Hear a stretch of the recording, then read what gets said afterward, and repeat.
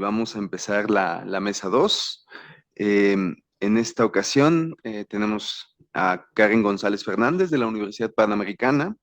Ella nos va a presentar un trabajo sobre problemas éticos y su dimensión argumentativa en las publicaciones en redes sociales desde la perspectiva de los usuarios. Hola, buenas tardes. Saludos a todos. Me da gusto estar aquí una vez más. Em, bueno, pues yo pienso compartirles el texto que tengo escrito. Ahora no pude hacer presentación, eh, pero creo que sí es bueno que puedan ir siguiendo la lectura también si lo desean. Y bueno, estoy un poco enferma, tengo un poco de tos, entonces a lo mejor de repente me da un ataque por ahí, pero no se preocupen mucho. Espero que no suceda más bien. Bueno, pues voy a comenzar, ¿no? Como ya mencionó Mark, le titulé esta ponencia Problemas éticos y su dimensión argumentativa en las publicaciones en redes sociales desde la perspectiva de los usuarios. Bueno, en los últimos años hemos visto la aparición de múltiples tecnologías vinculadas a los desarrollos computacionales que han tenido una incidencia importante en nuestras sociedades. Entre estas tecnologías se encuentran las llamadas redes sociales en general, que actualmente abarcan un amplio espectro. Por mencionar solo algunas, entre las más famosas están Facebook, X, antes Twitter, Instagram, TikTok, YouTube, WhatsApp, Telegram, y constantemente surgen algunas y desaparecen otras. Las redes sociales son definidas por Boyd y Ellison como servicios basados en web que permiten a las personas, uno, construir un perfil público o semipúblico dentro de un sistema delimitado. Dos, articular una lista de otros usuarios con los que comparten una conexión. Y tres, ver y recorrer su lista de conexiones y las realizadas por otros dentro del sistema. Así, esta definición me gustó porque me parece que captura muy bien, pues exactamente lo que a mí me interesaba para esta ponencia, ¿no? Concentrarme en las personas en estas redes, qué hacen en ellas. Y entonces, bueno, pues primero, así como parece indicar el nombre de la red social, estas tienen el objetivo principal de unir a las personas en los entornos digitales. Por eso la idea es que uno envía y recibe invitaciones para generar amistades o encontrar las que ya se tiene también en este entorno. Y uno puede generar interacciones en Internet que abarcan un rango amplio de acciones, desde generar contenido, reaccionar al que publican otros, compartir publicaciones, comentar o debatir, hasta reportar cuentas, bloquear usuarios y, por supuesto, aceptar o no a quienes envían invitaciones. Muchas de estas acciones también se dan en entornos no virtuales, pero el hecho de que estas redes se hagan en plataformas en las que nuestras publicaciones pueden llegar a muchas más personas que en nuestro entorno no virtual, pues nos muestra que hay algo ahí que debemos tener en consideración, a lo mejor de otra manera de cómo lo hacemos en nuestro entorno no virtual. Además, pues hay problemas como que no está claro a quién pertenece el contenido que se sube a la red y es posible que no siempre o no todo se pueda quitar de ahí si es que en algún momento quisiéramos hacerlo.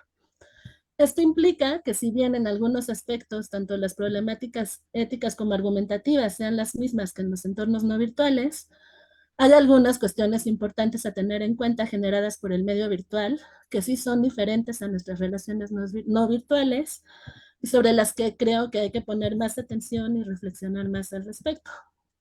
Además, las redes sociales se dan dentro de un ecosistema en el que hay muchos actores. Entre ellos, los programadores que desarrollan cómo funcionará la red social en general, las empresas que deciden en qué redes invertirán su dinero y los usuarios, que son los que finalmente se verán beneficiados al participar en estas redes. En esta ocasión abordaré el tema solamente desde la perspectiva de los usuarios, quienes consideraré en general como un ciudadano promedio, o sea, cualquiera de nosotros que use una red social, ¿no? Bueno, esto de ciudadano es un poco tramposo, ya tiene también como una connotación política. Eh, Podría no ser ciudadano, podría ser una persona promedio, ¿ok? Ya veremos después si también lo político entra o no entra. Sí entra seguro, pues, pero bueno, tampoco se puede abarcar todo en una ponencia. Ok, Karen, perdón, ¿podrías ampliar el la pantalla. documento? Ajá, Sí, sí, por favor, no sé, un 120. Gracias. Disculpa. no, no, está bien. ¿Así o más o menos? Así, muchas gracias, muchas gracias. Ok, bueno. Entonces, desde la perspectiva ética, decidir participar en una red social implica la toma de múltiples decisiones, muchas de las cuales comprometerán nuestros valores y principios con los que cada uno de nosotros ha decidido regir su vida. No necesariamente todas las decisiones que uno toma en estos entornos serán decisiones muy relevantes éticamente, pero considero que muchas más de las que solemos considerar sí lo son. O bueno, que en general las personas tienden a considerar sí lo son, ¿no? Algunas de las decisiones éticamente relevantes relacionadas, entre algunas de las decisiones éticamente relevantes relacionadas con las redes sociales, están estas, ¿no? En primer lugar, habría que preguntarnos por qué queremos unirnos a las redes sociales, qué esperamos hacer en ellas, qué esperamos obtener de ellas. Creo que son preguntas que actualmente ya muy pocas veces se hacen y que muchas veces solo se dan por sentado. O actuamos como si no tuviéramos más remedio que unirnos para no quedar fuera de nuestro entorno social, pero en realidad siempre hay un margen amplio de posibilidades con respecto a esto. ¿No? Si uno quisiera no entrar a ninguna, podrían hacerlo. Eh, pero pues creo que cada vez somos menos personas las que nos tomamos ese escenario en serio, ¿no? Pero creo que es importante planteárselo, ¿sí? Nos lo deberíamos de plantear más. Elegir a qué red social nos vamos a unir y por qué motivos, ¿no? Uno puede apoyar a consorcios poderosos y establecidos o podría decidir unirse a redes pequeñas en comparación, ¿no? Y a lo mejor, y esto pues, o sea, a múltiples niveles hay que hacerse esta pregunta, ¿no? Uno puede decir, no, pues es que solo quiero con mi familia, con algunos amigos, tener un espacio para compartir algunas cosas, ¿no? Pero a lo mejor no, quiero hacer una red más amplia, con hacer contactos del trabajo, puedo llegar a querer hablar con desconocidos, a tener muchos millones de amigos aunque nunca los haya visto en persona. O sea, ahí pues hay muchos escenarios posibles. Y entonces obviamente eso también va a determinar pues, la red social a la que uno decida unirse, pero también creo que muchas veces somos muy poco conscientes de por qué nos decidimos entrar a una red social y no a otra, y también conocemos muy poco a las que no son las de los grandes consorcios, ¿no? Y pues eso pues también es algo sobre lo que habría que tener más conciencia. Y bueno, pues ya que están ahí, pues entonces hay que elegir y crear los contenidos que se publicarán, elegir los contenidos que se compartirán, elegir interactuar y la clase de interactuación que se tendrá con las publicaciones de otras personas. Considero que todas estas interacciones son éticamente relevantes porque todas conllevan valores implícitos en cuanto a lo que se decide hacer y la manera en que se hace. Puede elegir compartir tanto contenido verdadero como contenido falso, por ejemplo, ¿no? Ahora que están ya muy de moda las fotografías hechas con inteligencia artificial, las imágenes en general hechas con inteligencia artificial, es claro que eso es falso y sin embargo muchas personas les están compartiendo así sin ton ni son en las redes y son muy felices y a lo mejor está bien, ¿no? Pero a lo mejor uno podría considerar que no está tan bien, ¿no? Incluso aunque sea una red solo para divertirse. O sea, yo creo que incluso hasta para eso uno tendría que pensar si, si me parece pertinente estar compartiendo un montón de fotografías de cosas que nunca existieron, por ejemplo, ¿no? Cosas así. Pero bueno, ese es un posible ejemplo. También podría tratar de establecer un diálogo respetuoso con mis interlocutores o puedo elegir insultarlos, ¿no? O sea, puedo meterme a la publicación de alguien y decirle, oye, no estoy de acuerdo con lo que estás diciendo y tratar de dar algunos argumentos. También puedo simplemente decir, estás mal y de ver así insultarlo, ¿no? Hay algunas redes que me parece que en las que se da mucho esto también. Y bueno, pues o sea, son casos que vivimos cotidianamente. La verdad es que yo creo que eh, aunque pensemos que muchas de estas interacciones no tienen una carga ética, digamos, a mí me parece que casi, si lo pensamos con más profundidad, pues muchas de estas interacciones al final sí va a tener impregnada pues un poco de nuestra personalidad, nuestra manera de estar en el mundo, en la manera en la que nos relacionamos con los demás, incluso cuando decidimos usar alter egos, ¿no? Tomar otros nombres o nunca mostrarnos directamente, ¿no? En la red.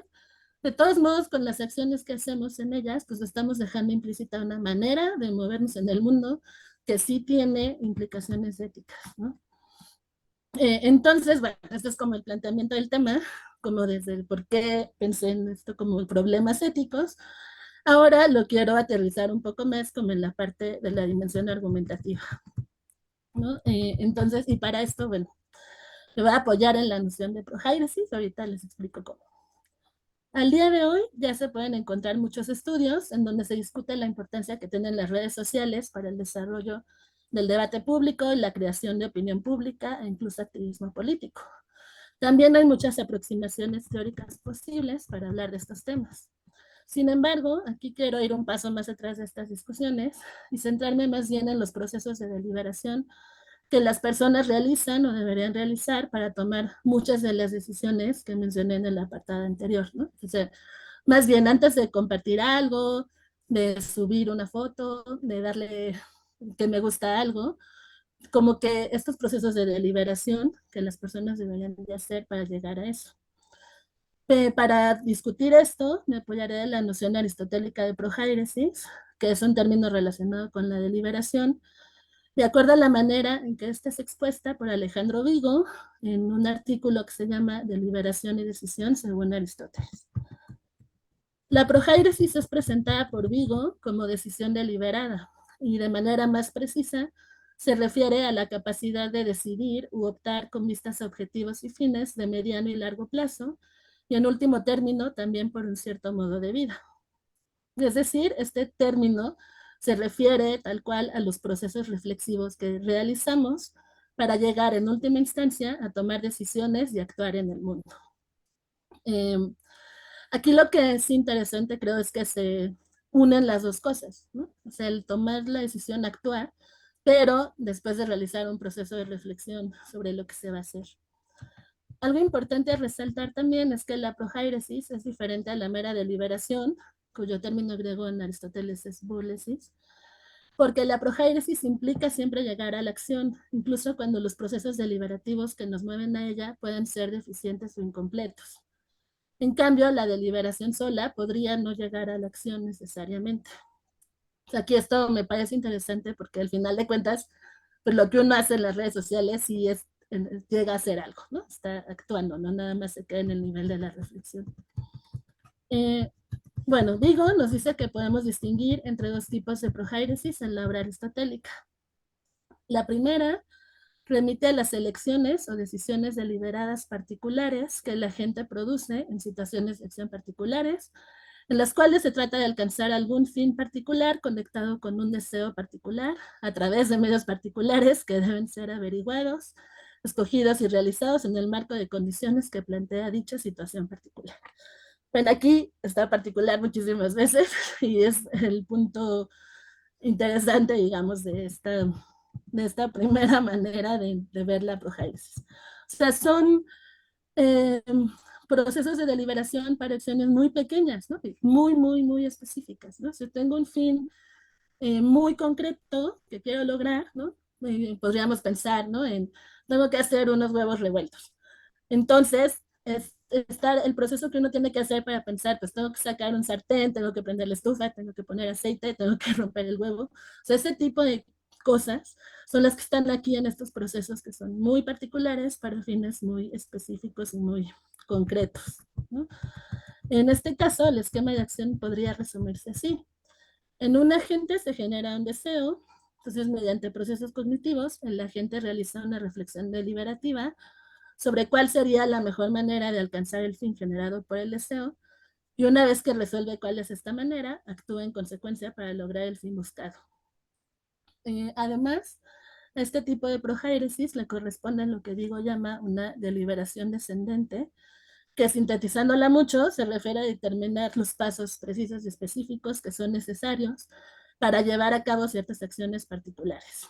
La verdad es que este artículo de Vigo en realidad se concentra mucho en hablar de esta deliberación descendente. Yo aquí no voy a explicar todo eso, pero me parece interesante esto de hablar de estos procesos como muy pequeños, ¿no? Porque creo que es algo que se da mucho en las redes sociales, o sea, es dar un clic, pues, ¿no? Se puede interpretar como algo así muy sencillo, que sin embargo, pues debería tener ahí una carga importante de reflexión que muchas veces no hacemos. Pero bueno, me gustó esto, de estos procesos deliberativos muy particulares, pensando un poco en eso. El segundo tipo de prohairesis se da cuando lo que se considera son aquellos contextos en los cuales se delibera y eventualmente se decide no meramente sobre acciones particulares, sino más bien sobre planes y propósitos mucho más amplios, vinculados con objetivos de mediano y largo plazo, así como también sobre la integración de dichos planes y propósitos en unidades de articulación más comprensivas, que remiten en último término a la representación de un cierto tipo o modo de vida. Al tipo de deliberación relacionado con este tipo de prohairesis, Vigo le llama deliberación ascendente. Vigo señala que es difícil precisar un lugar en el corpus aristotélico en donde se explicite tal cual este tipo de deliberación, pero se encuentra implícitamente en muchos lugares. En general tiene que ver con la deliberación dirigida a reflexionar sobre la finalidad de la vida en un sentido amplio. En el caso de Aristóteles, por ejemplo, se refiere a cuestiones de usar o tener una vida buena, o sea, prácticamente sí, el objetivo de toda la ética, o la búsqueda de la felicidad, ¿no? Eh, por eso, pues son estos fines que buscamos a más largo plazo, pues que abarcan más de lo que está en la inmediatez. Ahorita ese también me parece interesante, ahorita voy a decir por qué, aunque yo este lo voy a extender un poco más, a ver qué opinan. Eh, Aunque estos dos tipos de prohairesis puedan ser problemáticos en su discusión teórica, bueno, ya se imaginarán los aristotélicos cómo han discutido, están discutiendo sobre esto. A mí me interesa presentarlos aquí para señalar que sería bueno considerar que nuestras acciones en redes sociales deberían ser el resultado, en la mayoría de ellas, de procesos de prohairesis, ya sea de uno u otro tipo. O sea, pensando en los usuarios de las redes sociales, yo creo que muchas de las cosas que hacemos en ellas, pues justo deberían llevar aunadas a ellas este proceso de deliberación de alguno de estos dos tipos. Desde la perspectiva del primer tipo de prohairesis más particular, podríamos evaluar, por ejemplo, la relevancia del contenido que subimos a las redes sociales más relacionado con nuestra propia vida. Por ejemplo, cuando subimos fotos de lo que comemos, de los lugares en donde estamos, de nosotros mismos, de nuestros hijos, familiares, amigos, ¿no? O cuando decidimos compartir contenidos graciosos o de cosas que nos gustan. Eh, la reflexión para decidir subir contenido de este tipo podría responder por lo menos a preguntas como las siguientes, ¿no? Pongo por lo menos porque pues puede haber más preguntas, ¿no? ¿Para qué quiero subir esto a esta red? ¿No? Que pueden ser, son preguntas concernientes a los fines personales, por ejemplo, ¿no? Quiero compartir cosas con mi familia y ahí están todos, entonces pues por eso lo subo, ¿no? O quiero que cualquiera que, ¿no? Si tengo 1000 amigos, pues que todos lo vean y a ver, ¿no? O sea, a veces creo que perdemos de vista un poco esas dimensiones, ¿no? De lo que estamos compartiendo, con quién lo estamos compartiendo y por qué. Y aquí creo que es importante plantearnos cuestiones como estas, ¿no? ¿Qué riesgos corro al subir estas fotos a la red? Y si vale la pena tomar esos riesgos. Y que aquí esto pues va a necesitar informarnos mejor y conocer más sobre cómo funcionan todas las redes, sobre quiénes tienen acceso a ellas, independientemente de las condiciones de privacidad que nosotros pongamos, por ejemplo. Eh, Sobre todo pensando en casos muy específicos, ¿no? De que hay muchos problemas de pederastía, ¿no? De vinculación, pues de los niños, los adolescentes, ¿no? Se toman sus fotos para hacer usos indebidos de ellas. Entonces, yo creo que es uno, si tiene familia, pues debería pensar también en cuestiones como esas, ¿no? En el caso de los chistes, por ejemplo, pues uno se puede plantear, ¿por qué quiero compartir estos chistes? Pueden resultar ofensivos o problemáticos para alguien que pudiera estar en la red. O sea, este tipo de preguntas creo que sí deberíamos de tenerlas en cuenta antes de decidir compartir algo, subir algo a la red. Y como están determinadas por cuestiones muy personales y muy específicas, sobre nuestra propia vida y sobre algo muy inmediato, pues por eso las agrupé como dentro del primer tipo de la prohairesis. Eh, y hay que ver si funciona bien esta agrupación, o si tendría que tener en cuenta otras cuestiones también, pero bueno, creo que puede funcionar. Ahora, por otro lado, considero que la prohairesis del segundo tipo, que se plantea cuestiones más amplias, como ya les dije, en el caso de Aristóteles, pues está pensando como en la vida buena. Y aquí es donde sí voy a ampliar un poquito el espectro, porque ya no es solo una cuestión relacionada con uno mismo, sino que es donde creo que se puede pensar también pues en los demás, ¿no? O sea, como en la cuestión de la política, el bien común. Y entonces por eso, digo, sí puede tener que ver nuestro fin a largo plazo, pero también pensar en la red social como un lugar público que vamos configurando entre todos y que se va determinando por cada acción que realizamos. Y entonces aquí yo estoy planteando preguntas, ¿no? Como estas, ¿no? ¿Por qué estoy generando este contenido en específico, ¿no? Algo que voy a subir. ¿Qué quiero lograr con ello, ¿no? O sea, no es lo mismo subir una foto, ¿no? De un paisaje que tomé ahorita, que lo interesante es la inmediatez del momento, a decir, bueno, voy a subir el video de el congreso en el que estamos participando ahora, porque creo que es interesante lo que se está reflexionando ahí, ¿no? Pues para todos en general, por ejemplo, ¿no? Para mi sociedad en la que estoy. Eh, entonces, cosas así, ¿no? ¿Por qué estoy compartiendo esto? Eh, podría contribuir al compartir esto con la manipulación de la información o la desinformación en una escala mayor. Esto lo digo sobre todo porque pues hay muchos problemas de desinformación, muchas noticias falsas que circulan en las redes, ¿no? Muchas cuestiones del momento. Un problema que hay con las redes sociales pues, es que apelan mucho a las emociones y entonces se hacen muchas publicaciones muy emocionales, las que si uno solo reacciona y de momento comparte cosas, pues puede estar contribuyendo a generar mayor caos que lo que se esté compartiendo ni siquiera sea verdadero. Y entonces, pues habría también que tener más cuidado con eso. Conozco las fuentes que generaron este contenido y considero que son fuentes fiables. ¿Por qué quiero participar en este debate o discusión pública que se está dando en el muro de esta persona, ¿no? Esto posiblemente eso sí sea un sesgo de que soy filósofa y tengo muchos amigos filósofos y entonces luego veo muchas discusiones ahí en las redes entre filósofos que algunas son muy interesantes y algunas de repente terminan muy mal, ¿no? Entonces también es un poco preguntarnos, bueno, esa discusión en este foro, ¿no? ¿Qué objetivo tiene? ¿Qué logramos con ella? ¿Qué hacemos ahí? Y en el caso de que decida participar, pues qué es lo que espero aportar con mis comentarios, ¿no? Y bueno, pues como ha ido saliendo ahorita que lo estoy mencionando, a su vez muchas de estas preguntas implicarán hacerse otras preguntas o tener que buscar información extra. Idealmente deberíamos realizar estos procesos de deliberación y reflexión mucho más de lo que lo hacemos cotidianamente, me parece, ¿no? O sea, a veces podríamos decir, bueno, algunos solo hay que hacerlos una vez, ¿no? Por ejemplo, cuando decido si voy a entrar a una red o no. Pero incluso estas decisiones podrían verse cuestionadas más adelante por nuevos factores emergentes que nos hagan reconsiderar nuestras decisiones anteriores, ¿no? Por señalar un caso reciente, por ejemplo, en México, el escritor Alberto Chimal decidió eliminar el contenido que había publicado en X, antes Twitter, por los cambios en las políticas del uso que se puede hacer del contenido subido a esta red, considerando que ahora se abrió la posibilidad de que el contenido subido a ella se usara para alimentar sistemas de inteligencia artificial, por ejemplo, ¿no? Entonces, aunque él había decidido usar esa red en un inicio, ¿no? Le gustaba, cuando se hizo este cambio de políticas, decidió que él no quería que su contenido se usara para alimentar la inteligencia artificial y entonces decidió salir de ahí, ¿no? Pero si no ponemos atención a lo que está pasando con la red y no nos informamos adecuadamente de los cambios que se están generando y demás, pues a lo mejor ahí seguimos y ni nos enteramos de que algunas de las cosas que estamos subiendo ahí se están usando para cosas que pues igual y no, con las que a lo mejor no estamos de acuerdo, por ejemplo, ¿no?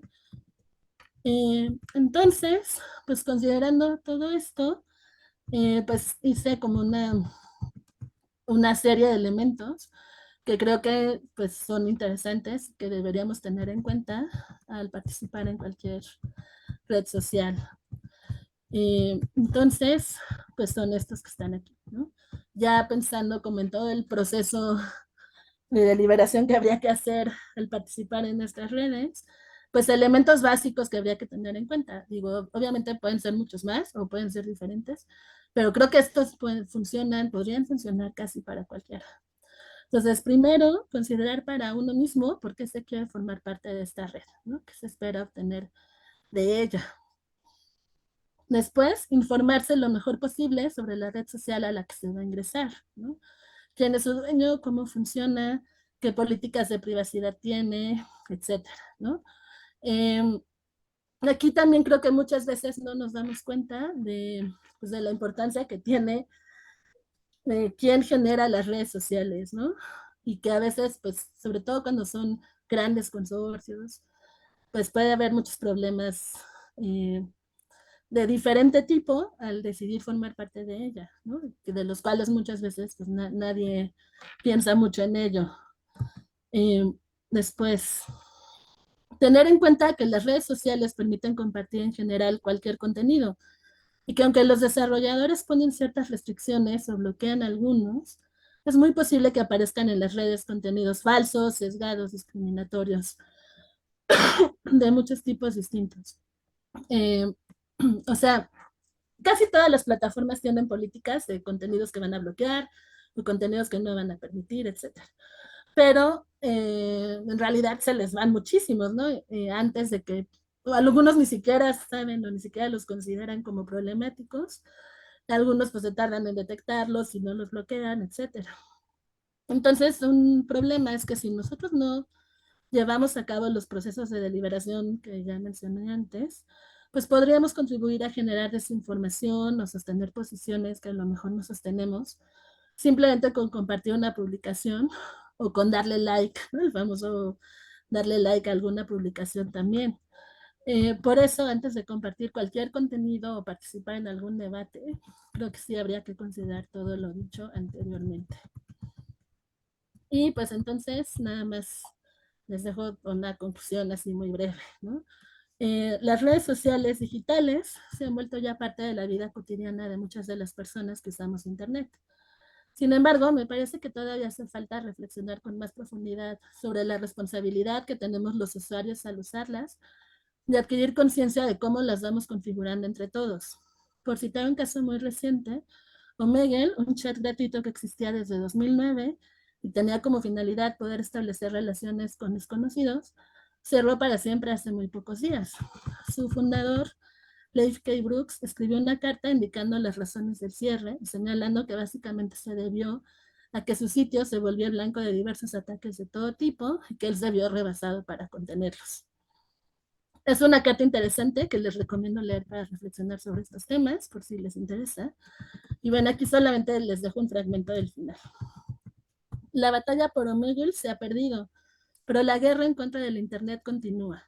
Virtualmente cada servicio de comunicación online ha sido sujeto del mismo tipo de ataques que Omegle, y aunque muchos de ellos son compañías más amplias con muchos más recursos, todos han encontrado su punto de quiebre en algún lugar. Me preocupa que a menos de que la marea cambie pronto, el Internet del que yo me enamoré dejará de existir y en su lugar tendremos algo cercano a una versión mejorada de la televisión, centrada más en el consumo pasivo, con muchas menos oportunidades para una participación activa y una conexión humana genuina.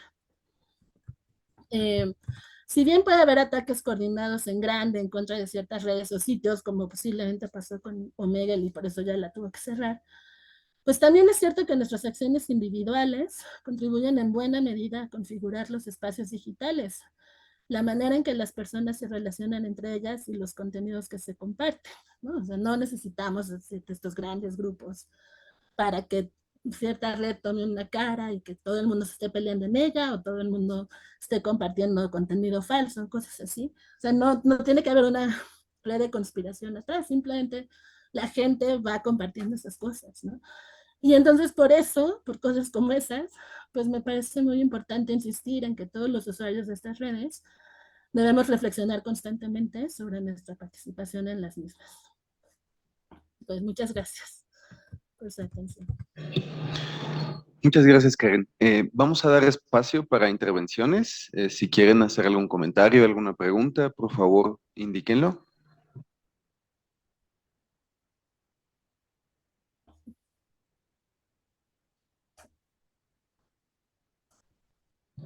Francisco y por acá Manuel. Muchas gracias, Karen, por tu participación, realmente muy enriquecedora. Agradezco, digamos, el recordatorio de esta perspectiva aristotélica sobre la deliberación y sobre la acción deliberativa de la que nos hablas, recuperando este texto de Vigo. Pero bueno, hay algo ahí que, digamos, en unos momentos me tocará presentar, pero me gustaría preguntarte si realmente la Internet y estas redes sociales, particularmente, digamos, en el océano de la Internet, podríamos decir que un 60% representa redes sociales, ¿no? Que digamos sería la web 3.0, que digamos, ¿no? Entonces, en el que hay interacciones, etcétera, la comunicación es, digamos, más horizontal y todo lo que implica la construcción de una web 3.0. Pero digamos que en esa inmediatez de la web 3.0,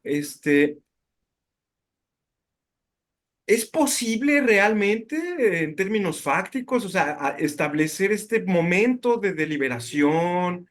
O sea, suena muy bien, ¿no? En términos aristotélicos y así, pero a la hora que estoy, por ejemplo, perdón por el barbarismo, ¿no? Pero estoy yo scrolleando aquí el Twitter o estoy yo aquí dándole al Face, ¿no? O sea, de pronto veo una noticia y entonces yo quiero participar y aviento una bomba atómica, según yo, y luego me salgo, pero ni reflexiono, ni digo nada, ni me hago responsable de mis acciones, ni de mis dichos, ni de nada. No adquiero ningún compromiso epistémico, justificatorio de ninguna clase. O sea, digamos, las redes sociales, esa es un poco mi hipótesis, mi intuición, y la Internet, la web 3.0, disminuyen ese tiempo necesario para tomar una acción deliberada, ¿no? Yo no veo a muchos usuarios leyendo los términos y condiciones como lo hizo el escritor Alberto Chimal, ¿no? Pues, al contrario, ¿no? Suscríbete a Twitter o X o lo que sea y ya, ¿no? Aceptar, ¿no? Uno no se toma el tiempo ni siquiera como para leer los términos y condiciones. O sea, ahora va a ser como más complicado pensar que yo puedo tomar una deliberación así, digamos que, porque toman un tiempo la deliberación. Y el tiempo de la deliberación, creo yo, es, digamos, acortado por el flujo de información de esta clase de redes. Gracias. ¿Qué opinión tendrías al respecto? Sí, pues, a ver, yo creo que de hecho es lo que pasa la mayoría de las veces, o sea, la gente no reflexiona sobre lo que está publicando, sobre lo que está compartiendo, ni siquiera sobre lo que está leyendo. Que, por ejemplo, en un primer nivel, yo creo que hay tantos problemas con los niños por eso, porque ellos, o sea, si nosotros no nos damos cuenta de lo que estamos, de que lo que estamos viendo puede tener muchas implicaciones en muchos tipos distintos, los niños menos, ¿no? Entonces, por eso es tan complicado que a un niño, si le deja YouTube, ¿no? Le salgan un montón de videos seguidos que nadie decidió que podía ver y que quién sabe qué información esté recibiendo a través de ellos y que a lo mejor los niños, si nosotros no discriminamos, los niños menos discriminan nada sobre lo que están recibiendo ahí, ¿no? Pero a mí me parece que el hecho de que eso pase, o sea, de que así funcionen, digamos, y que eso les convenga además a los desarrolladores de las redes, pues no es suficiente como para decir que no hay que hacer nada al respecto. O sea, aunque sea muy difícil hacer los procesos de deliberación a la hora de estar en las redes sociales, creo que en realidad deberíamos más preocuparnos por sí tratar de hacerlos y por decirle a los demás, pues sí deberían de poner más atención a eso, porque además hay personas que sí se aprovechan de eso, pues para sí, sí hacerlo con objetivos específicos y con intenciones que pueden ser incluso bastante malas en general. Eh, y que lo hacen simplemente, ¿no? Y que justamente como la mayoría de las personas no está pensando si está bien, está mal, por qué o lo que sea, hay un nivel en el que pensamos como, no, pues ya ni modo, simplemente tenemos que interactuar con eso, seguir la corriente, dejarnos llevar, y creo que eso sí está mal, o sea, creo que hay cosas en las que sí hay que poner límites y decir, pues no, o sea, no voy a compartir esto, o ni siquiera debería estar viendo esto, ¿no? No quiero ver este tipo de cosas. Eh, y entonces encontrar los medios, pues para irlo mejorando. O sea, yo creo que sí se puede mejorar, así como se puede usar para el mal, que es bastante claro cómo se puede usar para el mal, también se podría mejorar en muchos sentidos, ¿no? Y pensando en cosas así como usarlo para el mal, o sea, estoy pensando ahora que tengo una sobrina en secundaria, por ejemplo, ¿no? Ya casi es un hecho que en mi Instagram o en alguna de estas redes van a ser grupos en donde nada más sea, ¿no? El grupo de la secundaria fulanito, para entrar a fastidiar a todos los que van ahí, ¿no? Entonces critican a los de primero por tal cosa, critican a los de segundo por tal, pero eso lo hicieron con ese fin específico, pensando que, ¿no? Que eso es lo que el objetivo que tenían y como diciendo, pues ya, ¿no?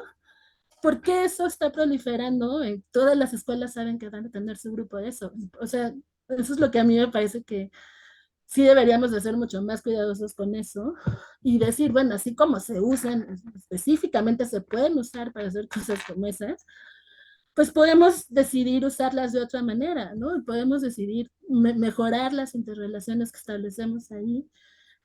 Y para eso creo que necesitamos todos estar muchísimo más informados de todo. O sea, como dijiste, no leemos los puntos de partida de cuando estás entrando el contrato, ¿no? ¿A qué te están ofreciendo? ¿A qué te estás comprometiendo? Pues deberíamos de hacerlo por lo menos una vez en nuestra vida, ¿no? Antes de la que ya estamos o cuando vayamos a entrar en alguna. A lo mejor no va a resolver todos los problemas y no va a resolver muchas de las interacciones que hagamos. Tampoco podemos estar todo el tiempo pensando en todo, pero creo que sí debemos empezar por algún lugar. Y entonces, para empezar, informarnos bien de cómo funcionan y luego, pues, ir viendo, ¿no? Yo creo, digo, obviamente hay un montón de cosas que desarrollar más y que reflexionar más, pero, por ejemplo, ahora que yo también he estado estudiando mucho esto, por ejemplo, yo sí ya llegué a la convicción de que las imágenes generadas por inteligencia artificial, en donde ponen fotografías de otras personas, no son muy comunes las de los artistas o las de ¿no? La gente pública así, ¿no? En grande. Yo no estoy de acuerdo con ellas, por ejemplo. Entonces, cada que veo alguna que me salen, ¿no? Simplemente las ignoro o incluso a veces hasta podría uno llegar a decir, no hay que compartir eso, por ejemplo, ¿no? O tengan cuidado con lo que están compartiendo. Y entonces, por lo menos en algunos niveles, es una toma de postura que creo que sí puede representar algo significativo en general para la sociedad en la que estamos y que pues puede ser útil pues para todos, a ver si mejoramos un poquito el ecosistema en el que estamos. Gracias, Karen. Por acá, Manuel tiene una pregunta.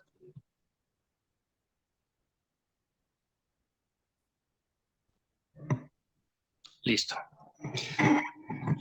Karen, buenas tardes. Manuel Pérez de San Luis Potosí. Yo he venido viendo pasar las mesas y con preguntas y se me agotaba el tiempo para preguntar y yo creo que es porque delibero mucho. Me pongo como a darle muchas vueltas al asunto. Entonces ahora te agradezco mucho que pues me has recordado que no, que también hay que colaborar un poco al diálogo. Fíjate que me costó un par de minutos comprender que la definición de deliberación que estabas usando, pues no era la que en mi horizonte de expectativas yo tenía por ahí, ¿no? Que es pues la definición desde la retórica, que entendía, bueno, una causa deliberativa es como, claro, es un acto, digamos, externo, es un acto de comunicación que intenta persuadir, ¿no? a un, receptor de la conveniencia o inconveniencia de emprender determinada acción futura, etcétera, ¿no? Entonces, pero sorprendentemente, pues no es solamente la definición, la que tú usas, la definición desde una perspectiva particular, sino que es la definición de regla, ¿no? La definición de diccionario. Esa es la definición de diccionario, deliberar cómo reflexionar, cómo pensar. Y entonces se me ocurre, bueno, más bien me surge una pequeña duda que es un poco ingenua, lo sé, espero que más aparentemente que otra cosa, porque creo que oculta un problema que puede valer la pena reflexionar. Y es el hecho de que, bueno, podemos seguir hablando de liberación en términos retóricos si no hay procesos de persuasión propiamente dichos, o si los hay. Es decir, hay un ejercicio interno de un emisor interno que convence a otro, o cómo es ese proceso? Lo digo desde la ignorancia porque estoy seguro que estos problemas desde la filosofía pues ya están muy vistos, ¿no? Pero mi formación no es en filosofía, entonces pues me encuentro con esta posibilidad de aprender un poco. Muchas gracias. No, muchas gracias por la pregunta. Me parece muy, muy buena y no es nada ingenua, ¿eh? O sea, es muy importante aclarar muchos de estos puntos, ¿no? Aunque yo creo que también en filósofos antiguos, como el mismo Aristóteles o algunos otros, también hay tratamientos de la deliberación que tienen que ver con la retórica más cercanos a cómo se usa contemporáneamente. Entonces no está todo tan desconectado. Pero contestando a tu pregunta más puntualmente, sí, o sea, Aristóteles cuando plantea esto, y después algunos otros filósofos también, sí están pensando como en un proceso en el que uno está, digamos, pensando consigo mismo, reflexionando, ponderando posibilidades, ¿no? Que normalmente ellos consideran que están orientadas como hacia un fin. O sea, yo tengo una finalidad, tengo un objetivo, y entonces lo que hago, sobre todo, ellos lo ponen mucho en eso, el proceso deliberativo está en pensar la manera en la que yo puedo llegar a obtener ese fin. Y a lo mejor para obtener ese fin hay muchos caminos posibles, entonces yo tengo que elegir alguno. Y para eso voy pensando, pues, cuál es mejor que el otro, ¿no? O sea, me conviene más ir por aquí o me conviene más irme por acá, y entonces al final me decido por uno, y pues ese es el que voy a elegir, ¿no? Eh, Ahora, el asunto es que se puede en realidad deliberar sobre muchas cosas a muchos niveles, o sea, normalmente nos dicen, bueno, casi sobre el fin nunca se delibera mucho, pero eso no es tan cierto. Bueno, Vigo tenía un apartado ahí donde hablaba de eso, pero yo creo que no es tan cierto que no se delibera sobre el fin. En realidad, sí pensamos mucho, pues, cuál es el fin que queremos, ¿no? En general, para algo. Eh, no sé si sobre toda la vida, como decía Aristóteles, sobre la felicidad, a mí eso me parece que ahora no lo pensamos tanto así, pero eh, sí, por ejemplo, yo pensaba en las redes sociales, o sea, pues no puede pensar, ¿para qué quiero estar ahí? O sea, como la finalidad de estar ahí en general. ¿Por qué? ¿No? Y entonces en realidad puedo hacer mucha reflexión sobre eso, o sea, sobre por qué quiero estar en esa red social. Y a lo mejor la respuesta al final va a ser, pues no quiero estar en ella. O sea, ya que lo estuve pensando, ¿para qué? ¿No? Digo, me puede traer muchos más problemas de los beneficios que me va a dar. Entonces, en realidad, prefiero ni siquiera meterme a ella, ¿no? Por ejemplo. Entonces, es un caso en donde yo creo que la reflexión sobre el fin, pues sí fue relevante y que hicimos todo un proceso interno por el cual al final decidimos que no vamos a entrar a la red social o que sí vamos a entrar a la red social. Y así como eso, pues está la deliberación sobre los medios, ¿no? Entonces también puedo decidir tomar este camino, tomar este otro, pues tengo que ponderar cuál me conviene más y cuál no, y con base en eso, pues decido algo. Entonces, al final sí hay como una especie de persuasión, porque la idea es que uno termina eligiendo algo sobre lo cual va a estar convencido, ¿no? O sea, yo me convenzo a mí mismo de que estoy haciendo lo más adecuado para mí, en este caso, ¿no? Sea, aunque no es esta cuestión externa de convencer a los demás o solo unidireccional, sí estamos convenciéndonos de algo al final, ¿no? O sea, estamos llegando a alguna tesis que vamos a sostener y que justo el punto de hacer todo este proceso deliberativo es poder dar razones, las razones por las cuales llegamos a esta conclusión y que eso tiene implicación en las acciones que vamos a tomar, ¿no? A partir de todo este proceso. Ese sería más o menos el asunto. Gracias, Karen. Bueno, a mí me gustaría hacerte una pregunta, solo voy a tratar de ser muy, muy breve porque ya estamos casi sobre el tiempo de Francisco. Y no es específicamente sobre el enfoque que le das a tu charla, pero me parece que hay algo muy interesante ahí. En un cierto sentido, las redes sociales son como experimentos, y voy a usar unas comillas muy empáticas, inocuos, de qué pasa si quitamos algunos factores que normalmente están en nuestras conversaciones, en nuestras interacciones, ¿no? Y por ejemplo, podemos hacer que pues no sepas quién te habla, ¿no? O que el número de caracteres que puedes usar sea limitado, o que solo puedes publicar imágenes. Y algunas de estas interacciones pues claramente tienen efectos muy dramáticos sobre la manera en que argumentamos, muy específicamente, ¿no? Entonces, tú comentaste por ahí un par que creo que son interesantes. Si no sabes la identidad de quien está diciendo cosas en redes sociales, bueno, eso puede viciar muchísimo la interacción. Y por otro lado, si no estás muy consciente de cuál es la audiencia que va a recibir tu mensaje, también eso puede tener efectos muy notables. ¿Hay alguna otra cosa que crees que vicie las argumentaciones por redes sociales de manera muy notoria? Muchas gracias, Mark. Sí, esas dos cosas son súper importantes, ¿eh? Eh, que bueno, yo últimamente me he dedicado más a estar estudiando estos temas y entonces de repente sí me empieza a dar como la paranoia de que muy pronto ya no vamos a saber ni en qué mundo vivimos, porque es súper fácil ahora que nos engañen con lo que se puede poner en el mundo digital, ¿no? Entonces, eso es solo para resaltar que lo que acabas de decir es súper importante. O sea, en realidad es muy poco de lo que encontramos en las redes que podemos estar seguros que es verídico, ¿no? O sea, y que sabemos de dónde proviene. Pues eso es súper fuerte, porque en casi nada, o sea, incluso bueno, la academia ha tratado de cuidar mucho eso, pero fíjense cómo cada vez hay más problemas de que se nos están colando publicaciones que no existen, revistas predadoras, ¿no? Este tipo de cosas que son muy difíciles. Va a ser muy difícil a lo mejor en un futuro muy cercano evaluar eso, ¿no? Eso es muy problemático. Eh, y ciertamente tampoco ser consciente de a quién le va a llegar lo que estás diciendo también es un gran problema. Eh, que bueno, que por eso, a mí, por eso también me parece que cuando se habla de redes sociales, en su origen, ¿no? Yo alguna vez llegué a tener algunos estudiantes de bachillerato que me decían, pero es que podemos compartir lo que sea ahí porque justo es para echar relajo, es para pasárnosla bien, ¿no? Entonces es como un espacio que idealmente, pues no debería tener ciertas restricciones que sí le ponemos a otros espacios, ¿no? Y a lo mejor podrían tener razón ellos en el sentido de decir, debería haber espacios así también en entornos digitales. Pero lo que yo he notado es que es muy difícil hacer que los entornos digitales sean como sanos con respecto a eso.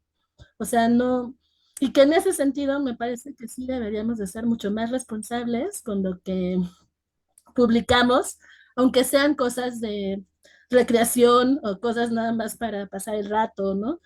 Porque en realidad no sabemos el alcance que puede llegar a tener, la incidencia que puede llegar a tener en la gente que lo llegue a ver, y que entonces está en realidad muy, muy difícil decir que no hay eh, nada de responsabilidad en lo que cualquiera comparte. También eso entiendo que es muy fuerte y que la gente ni lo tiene en cuenta, pero la verdad es que sí es algo que cada vez me está preocupando más, viendo cómo está funcionando todo el entorno en el que estamos viviendo ahora. Entonces yo creo que agregaría eso, o sea, que incluso aunque las redes sociales aparentemente sean un espacio como más libre, más amigable, nada más para pasarla bien con otras personas, en realidad no deberíamos de perder de vista que sí hay responsabilidad en lo que estamos compartiendo y que hay algunas cosas que tal vez no deberíamos dejar a la ligera basándonos en esto, pues, ¿no? De que pues nada más es para pasar el rato o algo así. Muchas gracias, Karen. Bien, pues siguiendo con estos temas, vamos a escuchar ahora a Francisco Javier Rivas de la Universidad Autónoma de Chiapas. Él nos va a hablar de la nueva Öffentlichkeit digital y las transformaciones de la argumentación en las redes virtuales.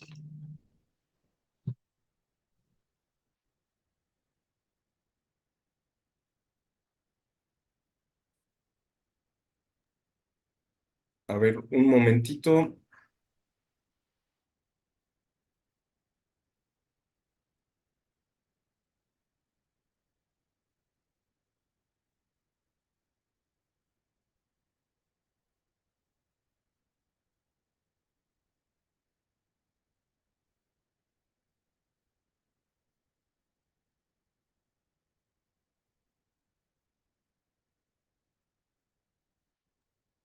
Perfecto, gracias.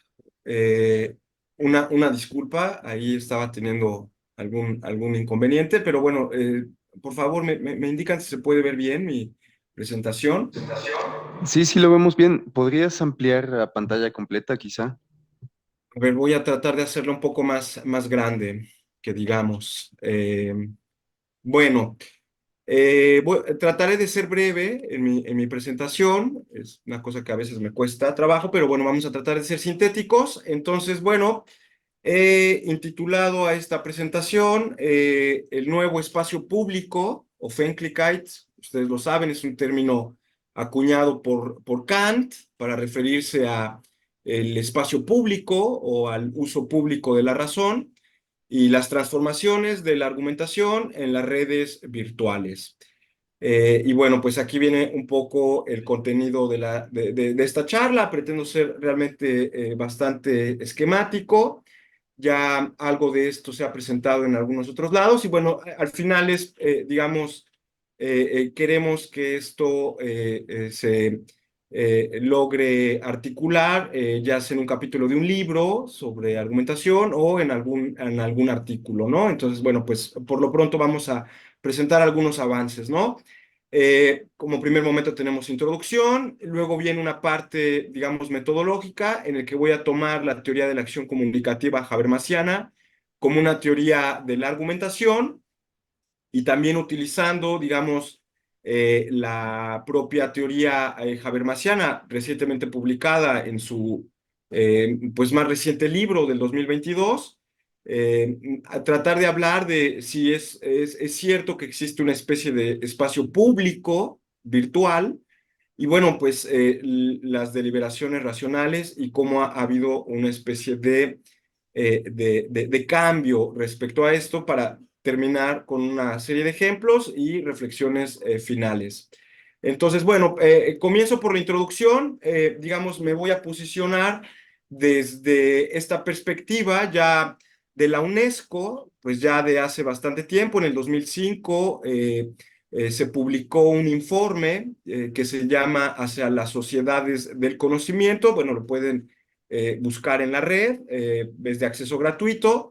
Y bueno, pues en el segundo capítulo de este texto, que en realidad es un informe, ¿no? Digamos, muy acorde con la Agenda 2030, respecto al tipo de sociedades en las que nos vamos a, digamos, ahora interactuar o las que se están construyendo.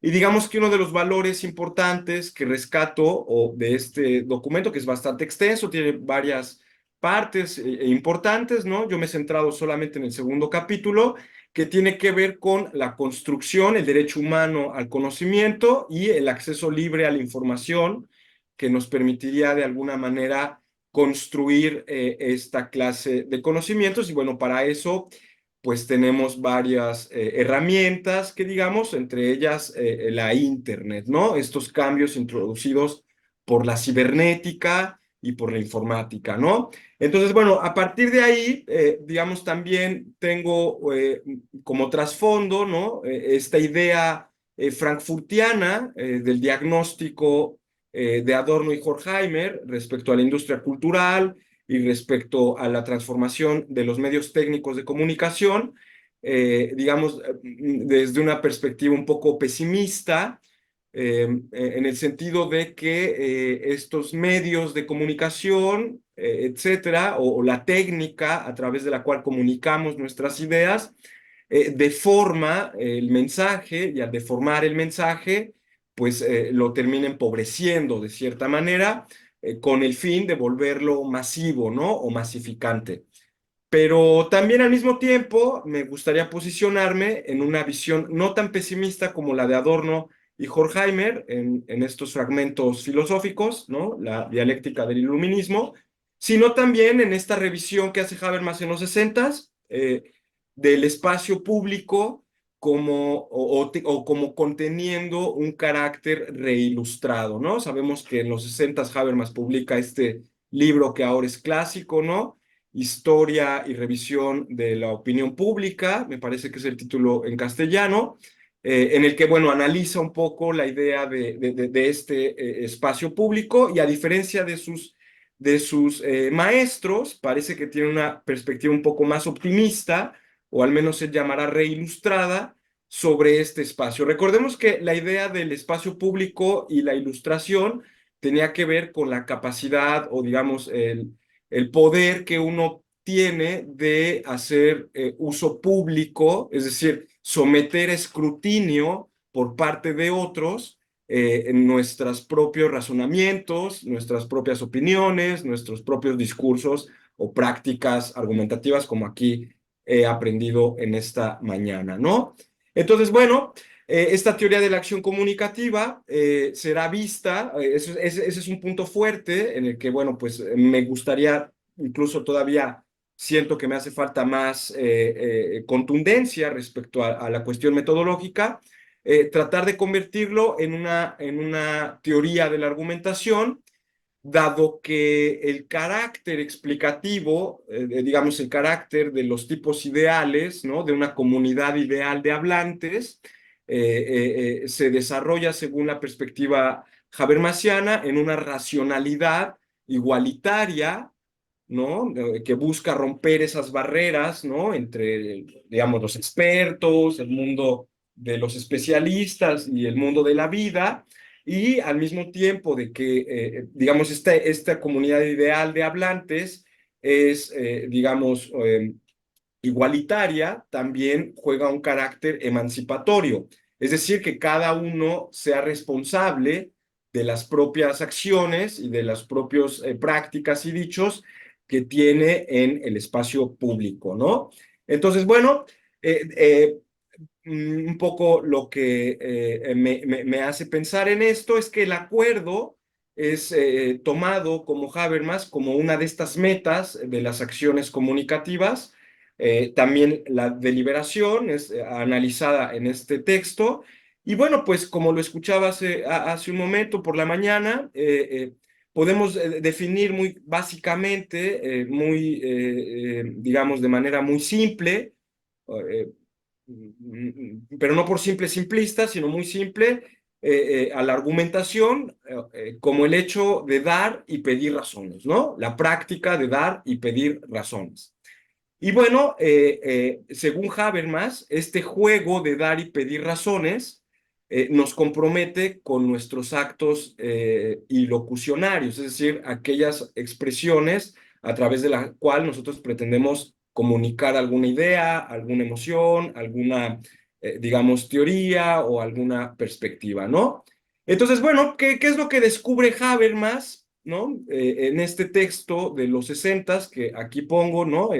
La estructura, historia y estructura del espacio público, así llamado en inglés, bueno, pues que estos llamados espacios públicos en realidad, pues no son tales, sino más bien son una especie de entidades dominadas por corporaciones privadas, ¿no? Ve un poco eso al principio del texto, dice, bueno, el origen de los periódicos, pues servía más bien a fines mercadológicos o mercadotécnicos, o a la propaganda en términos de Estado, por ejemplo, ¿no? La creación de una identidad nacional, lo que fuese, ¿no? Y bueno, en realidad estar al servicio de los ciudadanos, pues están al servicio de las macroentidades, ¿no? Digamos, pueden ser corporaciones que estén al servicio del mercado, el simple consumo, el disfrute, la producción, o del Estado, ¿no? Es decir, una identificación con una cierta perspectiva política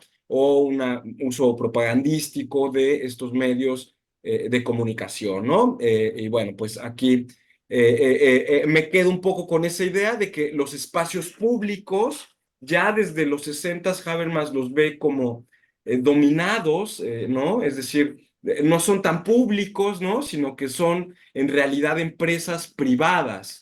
Y bueno, digamos que ahora, ¿no?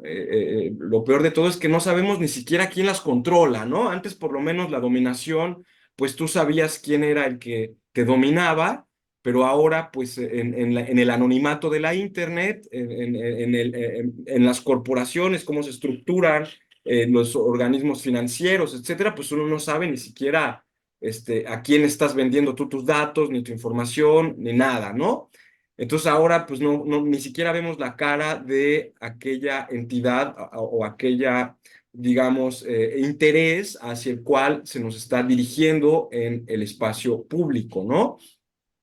Y bueno, digamos un poco más adelante, ya en el año 2022, Jürgen Habermas hace una revisión de este mismo texto que he citado aquí arriba, ¿no? De los 60, la estructura e historia del espacio público, con una nueva revisión del espacio público, pero lo que más me llama la atención es además también que incluye no solo la revisión de ese texto de los 60, sino un panorama abierto hacia la deliberación política. Habermas, en este pequeño texto, eh, eh, a mí me impresiona, tiene 90 años, sigue escribiendo, ¿no? Es impresionante. Entonces, bueno, me quedo con algunas tesis que digamos, un par de tesis, ¿no? Que aparecen en este texto. Una la pongo así como un eslogan, ¿no? Muy así como que aquí pueden ver. 1000 me gusta valen más que un buen argumento, y eso para Habermas es algo preocupante, en el sentido de que si queremos formar un espacio público de deliberación racional en términos de elecciones políticas, ¿no? O un espacio público, digamos, en el ámbito político, pues, digamos, tendríamos que tener mejores razones que el simple lenguaje emotivista del que está repleto la gran cantidad de redes sociales. Bueno, el lenguaje emotivista, pues ahí lo ven, ¿no? El linchamiento, el enojo, el enfado, ¿no? La diversión, digamos, cuestiones que tienen que ver más con, digamos, emociones primarias, ¿no? Que en algún sentido podrían ser contingentes, ¿no?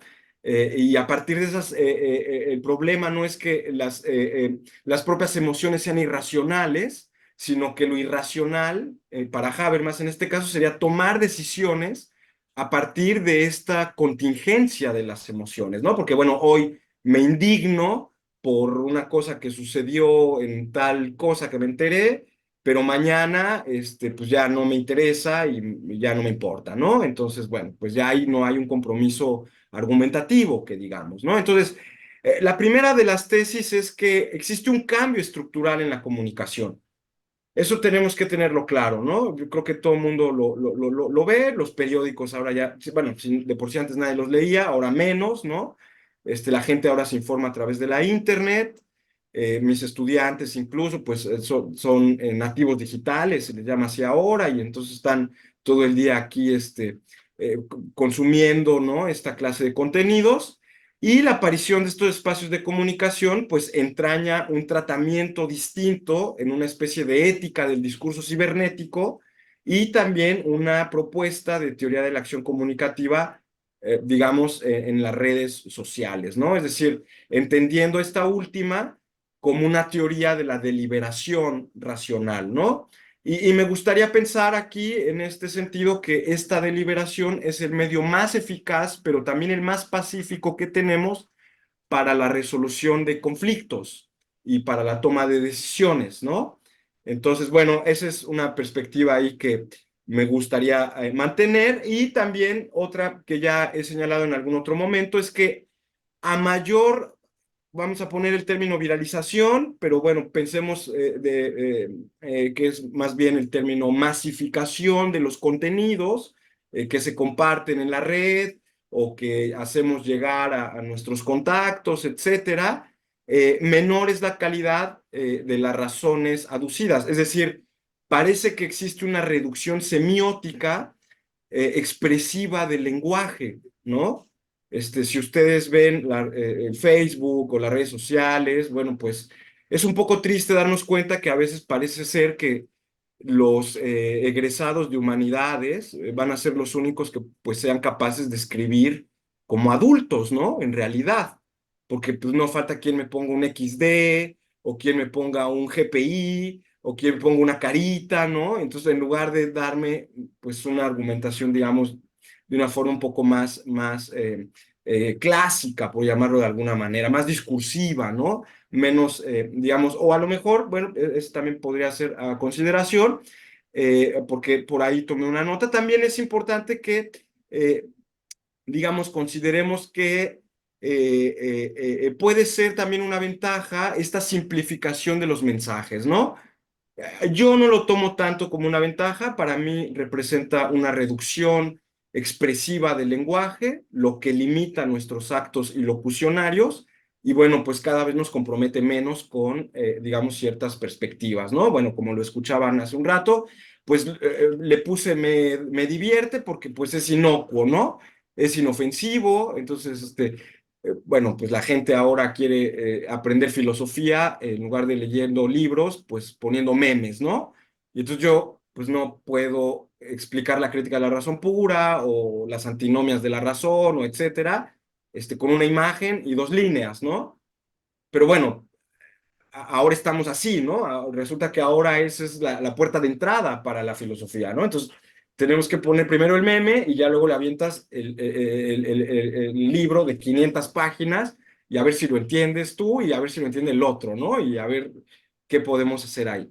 Pero bueno, claro, eso implica un mayor esfuerzo por parte del el auditor, ¿no? Como lo escuchaba hace rato, o del que recibe el mensaje, ¿no? El esfuerzo por tratar de comprender discursos que son cada vez o que son complejos, ¿no?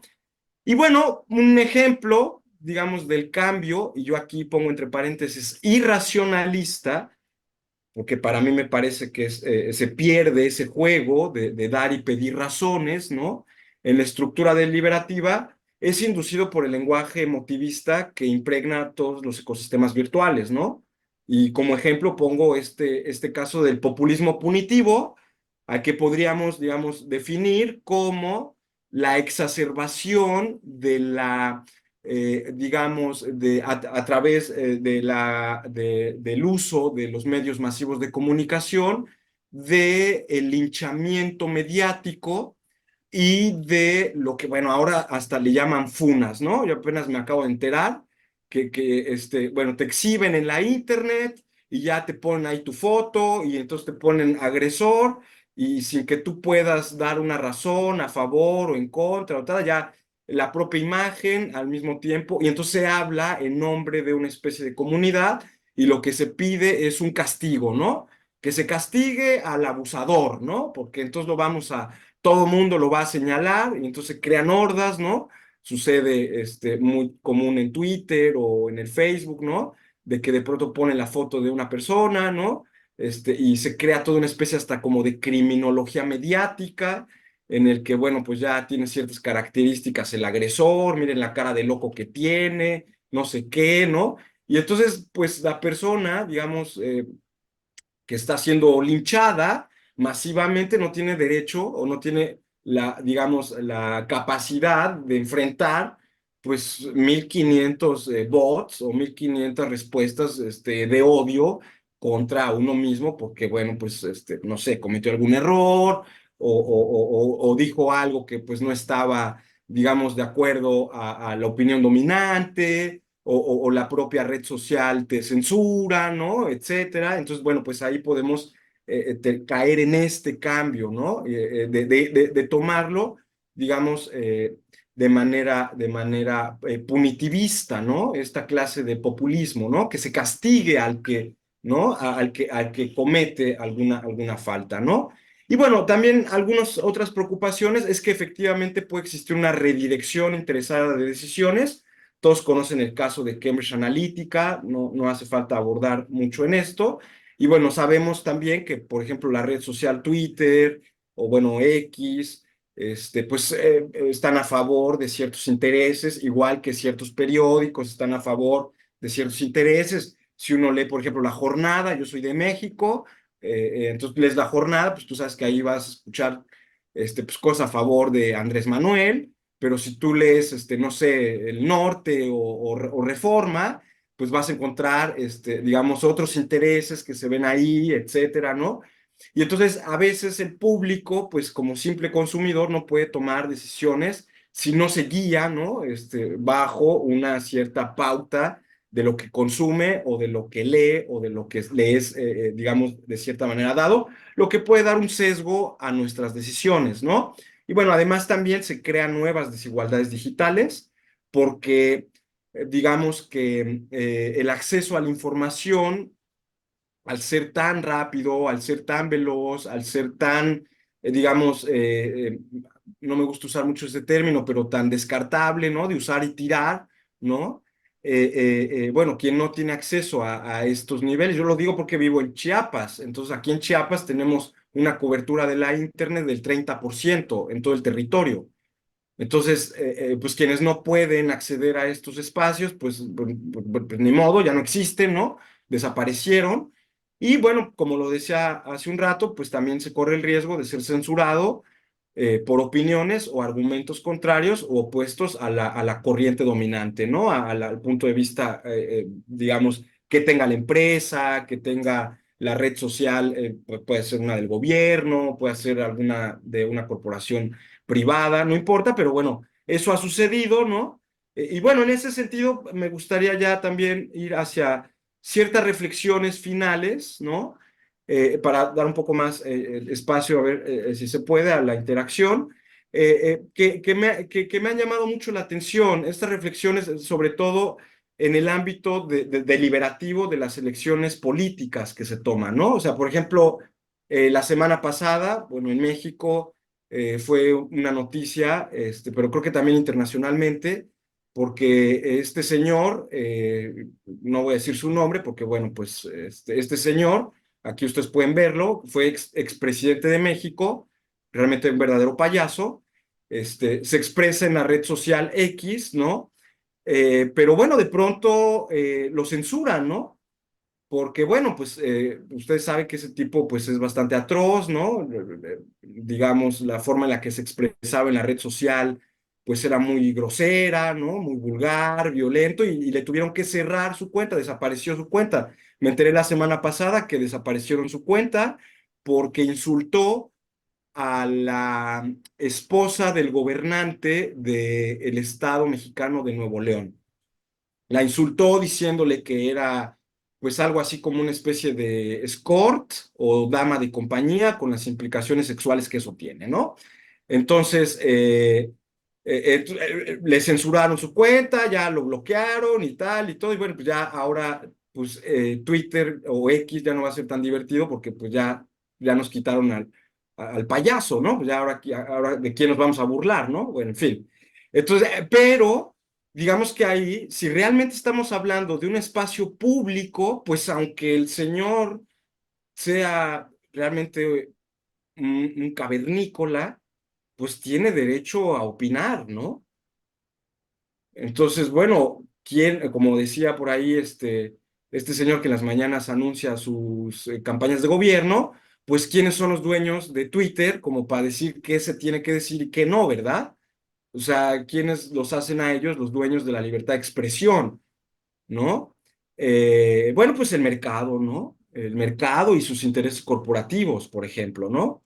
Y bueno, tenemos otro caso también, que es justamente de esta señora, Mariana Rodríguez, que es la esposa del gobernante, que bueno, pues yo le quise poner la reina del TikTok, porque el propio gobernante, Samuel García, llegó a afirmar alguna vez de manera abierta y pública que si no hubiera sido por el apoyo de esta señorita, de esta señora, Mariana Rodríguez, que en su cuenta de Instagram tiene como, no sé, 2 millones y tantos de seguidores, casi 3 millones y tantos de seguidores, pues claro que redireccionan las decisiones, ¿no?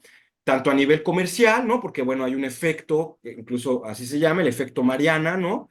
Que es que si Mariana come M&M's y lo pone en una historia de Instagram, pues M&M se va para el cielo, ¿no? Suben sus acciones, etcétera. Pero también si Mariana apoya las campaña presidencial o la candidatura a la gobernatura de su esposo, pues también redirecciona la, digamos, influencia política y ahí, bueno, pues digamos, la inmediatez de los contenidos nos hace pues simples consumidores a final de cuentas, ¿no? En realidad no formamos una ciudadanía, ¿no? Si ustedes ven la mayoría de los debates o la mayoría de los grupos que hay en Internet, suelen tener posiciones bastante extremistas, lo escuchaba hace un rato, ¿no? Bastante dogmáticas, ¿no? A veces el uso como de la descalificación, ¿no? Ciertas cosas ahí como que, digamos, podrían ser vistas como vicios, ¿no? Argumentales, que cierran la comunicación, ¿no? Al menos en el esquema habermasiano, ¿no? Que impiden esa idea de emancipación y cada vez de una comunidad ideal de hablantes en situaciones de igualdad. Eh, bueno, pues eso se ve reducido porque pues, bueno, Mariana Rodríguez, pues es, digámoslo así abiertamente, pues pues no me gusta decirlo genio, pero sabe manejar muy bien estas redes, ¿no? Estas redes digitales. Entonces, sabe muy bien cómo usar este lenguaje y sabe cómo redireccionar ciertas cosas, ¿no? En fin, ¿no? Y bueno, pues hay algunos otros más ejemplos, ¿no? En América Latina tenemos el caso de Ecuador, el caso de Milei, etcétera, ¿no? Bueno, en fin, podríamos aquí hablar de un montón de casos, pero tampoco es el propósito. Y bueno, pues con eso me gustaría despedirme. Les agradezco el espacio y bueno, pues haber aceptado escuchar mi charla. Muchas gracias. Gracias, Francisco. Por acá tenemos ya una mano alzada, Tania y Joaquín. Si alguien más desea, y Mario. ¿Tu nombre, perdón? Y Aramara. Si alguien más desea hacer una pregunta, por ahí haga un gesto. Entonces, Tania, por favor. Sí, hola Francisco, te saludo. Bueno, me gusta lo provocativo de tu presentación, pero yo encuentro algo que me parece un poco peligroso. Das por hecho que en las redes sociales se argumenta. Si es así, me parece un poco atrevido pensar y asumir que existen argumentos en la mayoría de los intercambios de opiniones que caen más en la doxa que en la episteme. Y también me gustaría hacerte una pregunta. ¿Cómo consideras que deberían argumentar las personas en las redes virtuales? Porque veo la crítica, pero no veo una posible propuesta. Gracias.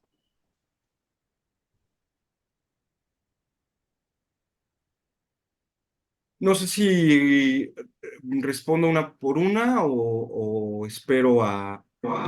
Por favor, si quieres una por una, Francisco. Bueno, sí, sí, efectivamente, creo que ese supuesto no lo tenía tan claro. Sí doy por hecho que en las redes se argumenta, que es una de las funciones que tiene, aunque no necesariamente porque, bueno, también ahí podría caer yo mismo en una contradicción, dado que entiendo a veces las redes sociales más como un espacio de entretenimiento y de diversión que de deliberación, ¿no? Entonces también eso podría matizarse más. Y bueno, respecto a la propuesta, sigo indagando en la idea normativa de la ética del discurso apeliana, pero también en esta idea de que una buena argumentación es aquella en la que no siempre se llega a acuerdos, por supuesto, podemos tener, digamos, confrontaciones abiertas o discusiones agonistas, ¿no? O antagonistas, como le llamen. Eh, pero creo que una buena forma de argumentar, una manera para evaluar si estamos frente a un buen argumento, en primer lugar tendría que ser que no apele de manera inmediata a las emociones, ¿no? En primer lugar. Eh, y que no se fundamente exclusivamente en las emociones, ¿no? Esa sería como una condición sin la cual no, ¿verdad? Pero una condición más positiva tendría que ser con esta idea habermasiana que permita la construcción de una ciudadanía, es decir, una argumentación que abra el diálogo en el sentido en el que aquellos que están en desventaja, ¿no? Tanto lingüística, económica, cultural, etcétera, puedan establecerse en condiciones de igualdad frente a aquellas otras propuestas que, por ejemplo, hacen a nivel de no sé, los científicos o los especialistas, ¿no? Hablabas de doxa y episteme. Entonces, bueno, pues ahí, por ejemplo, poner en un nivel de igualdad el que tiene solo la doxa para que pueda acceder a esa episteme que se le propone, ¿no? Por decirlo de alguna manera muy general, pero creo que ahí sí me hace falta, digamos, poner ese punto. Agradezco tu pregunta, Tania. Muchas gracias. No sé si he contestado.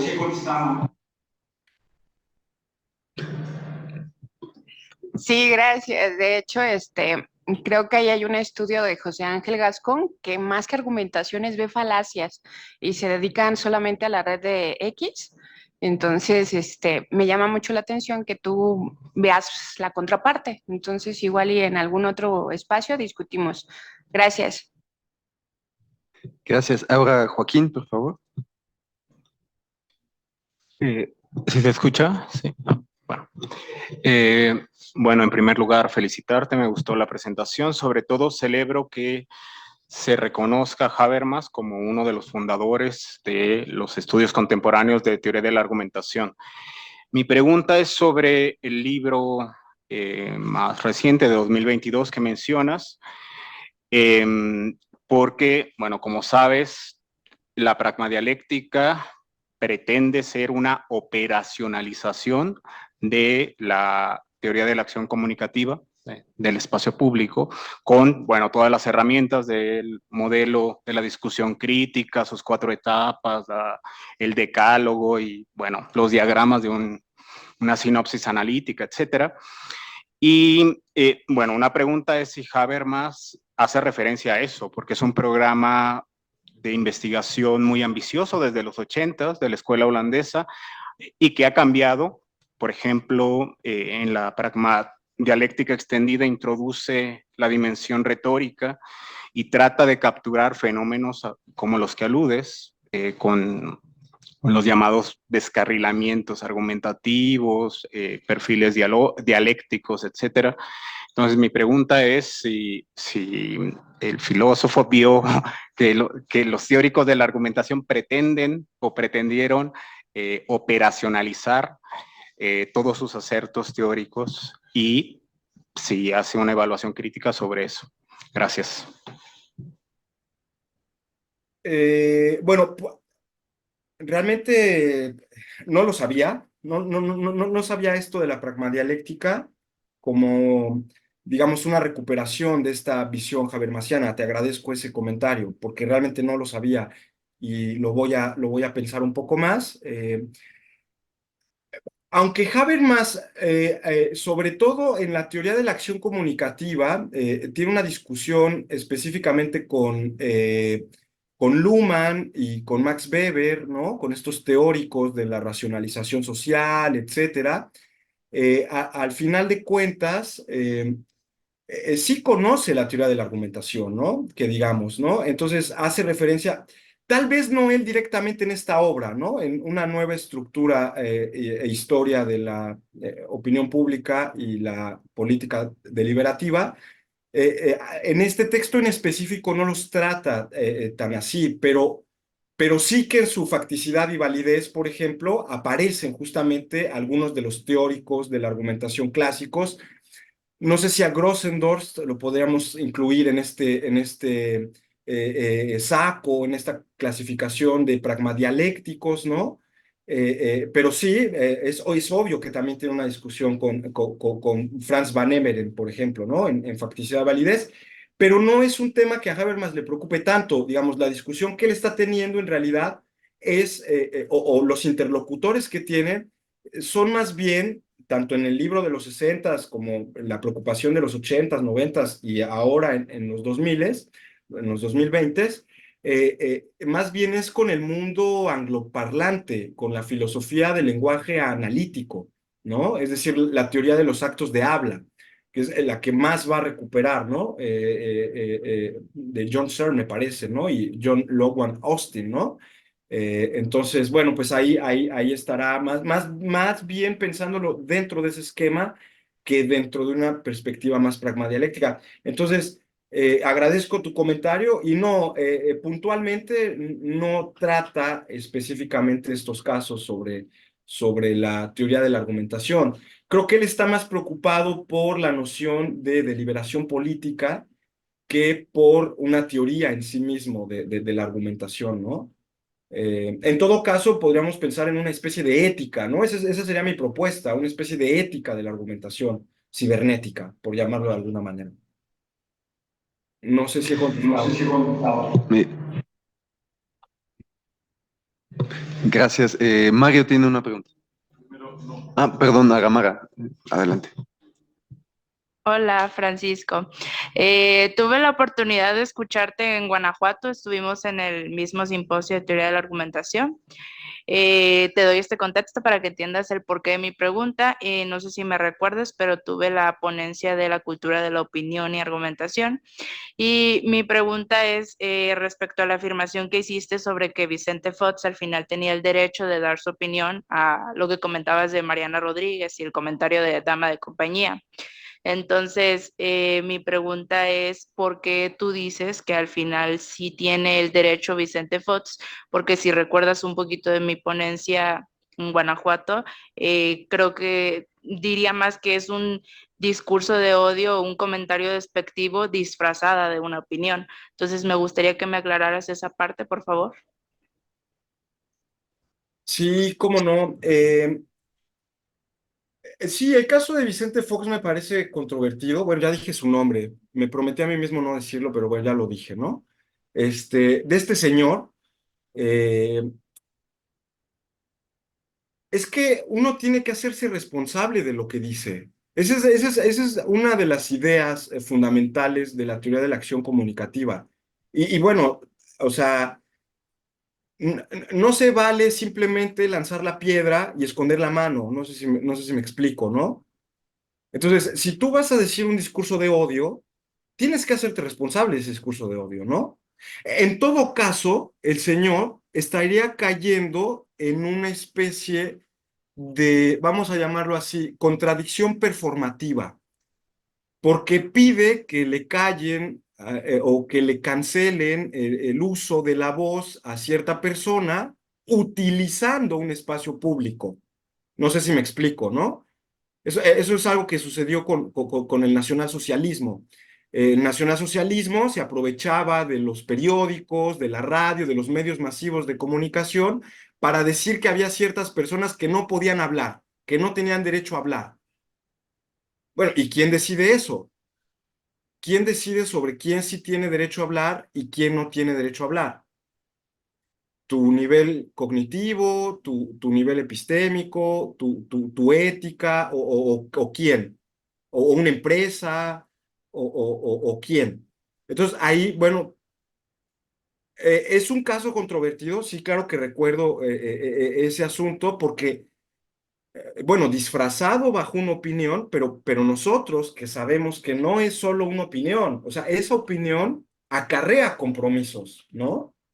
El señor se tiene que hacer cargo de esa opinión, por eso está en el espacio público. Porque si opinas en el espacio privado, bueno, pues ya ahí yo me hago cargo con mi familia y con lo que yo pienso y tal, pero en el espacio público yo tengo que hacerme cargo de lo que digo y las implicaciones que tiene lo que digo, ¿no? Entonces, en el caso de que hayan, digamos, desaparecido la cuenta de este tipo, este, yo no sé por qué tengo que saberme su nombre, ¿no? Pero bueno, pues ni modo, así es México. Eh, pues, ¿quién determinó que no hablara, ¿no? O sea, ¿quién dice que es un lenguaje de odio y quién no? Eso es lo que a mí me gustaría también aclarar, ¿no? O sea, ¿desde dónde se mide ese parámetro? ¿Desde la macroentidad mercado? ¿Desde una moralidad o un cierto moralismo? Porque si es desde el moralismo o una cierta moralidad, entonces podríamos caer en el populismo punitivo, ¿no? Es decir, bueno, pues linchemos todos al señor ¿no? Porque pues merece la extinción, él y toda su familia. Sí, pero ¿no tiene derecho él a hacerse responsable de lo que dice?